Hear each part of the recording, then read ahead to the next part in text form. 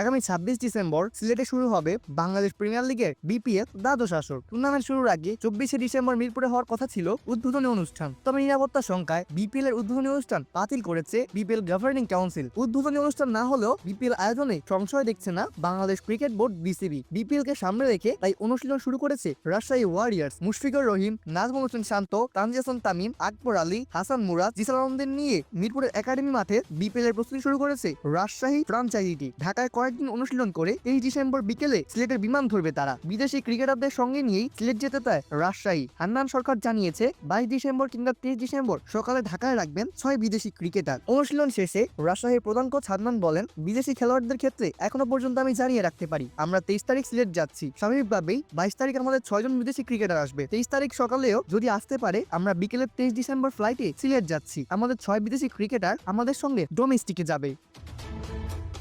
বিদেশি ক্রিকেটারের কাছে এখনো পর্যন্ত সবুজ সংকেত পেয়ে আমরা এগোচ্ছি। যেহেতু বোর্ড থেকে কোনো দিক নির্দেশনা বা গাইডলাইন আমাদের কাছে আসেনি, সুতরাং আমরা বিদেশি ক্রিকেটারদের সঙ্গে সেই যোগাযোগটা রাখছি। আমাদের 6 জন বিদেশি ক্রিকেটার সিলেট প্রথম দিন থেকেই থাকবে ইনশাল্লাহ। বিপিএল নিলামের আগে সাহিবজাদা ফারহান ও মোহাম্মদ নওয়াজের সঙ্গে চুক্তি করেছে রাজশাহী। পরবর্তীতে নিলাম থেকে দলে নিয়েছে দুশান হেমন্ত ও জাহানদাদ খানকে। নিলাম শেষে ফ্রাঞ্চাইজি দলে টেনেছে হোসাইন তালাব, সন্দীপ লামিচারে ও বিরুনা ফার্নান্দোকে। তাদের 7 জনের মধ্যে 6 জনের বিপিএল এর প্রথম থেকে রাজশাহীর সঙ্গে থাকবেন বলে নিশ্চিত করেছেন হান্নান। তিনি বলেন, আমরা ইতিমধ্যে আমাদের 6 জন বিদেশি ক্রিকেটার নিশ্চিত করেছি। খেলোয়াড়দের নাম আপনারা সবাই জানেন যাদেরকে আমরা নিলাম থেকে কিনেছি। তার মধ্যে আমি যদি মেনশন করি তাহলে সাহিবজাদা ফারহান, হোসাইন তালাত, মোহাম্মদ নওয়াজ, সন্দীপ লামিচানে, ভিনুরা ফার্নান্দো এবং জাহানদাদ খান, এই 6 জন ক্রিকেটার প্রথম থেকেই থাকছে। নিলাম থেকে হেমন্তকে দলে নেওয়া হলেও তাকে পাওয়ার সম্ভাবনা কম বলে জানান হান্নান। শ্রীলঙ্কার প্রধান কোচ বলেন, শ্রীলঙ্কার খেলোয়াড়দের ক্ষেত্রে দুশান হেমন্ত আমাদের সঙ্গে যোগ দেওয়ার সম্ভাবনা খুব মনে হচ্ছে এনওসির বিষয়। হেমন্তকে হয়তো আমরা পাবো না, আপনারা দেখছেন। তারপরে কিন্তু আমরা লামিচানকে দলে অন্তর্ভুক্ত করেছি। সুতরাং কিছু ব্যাপার আছে,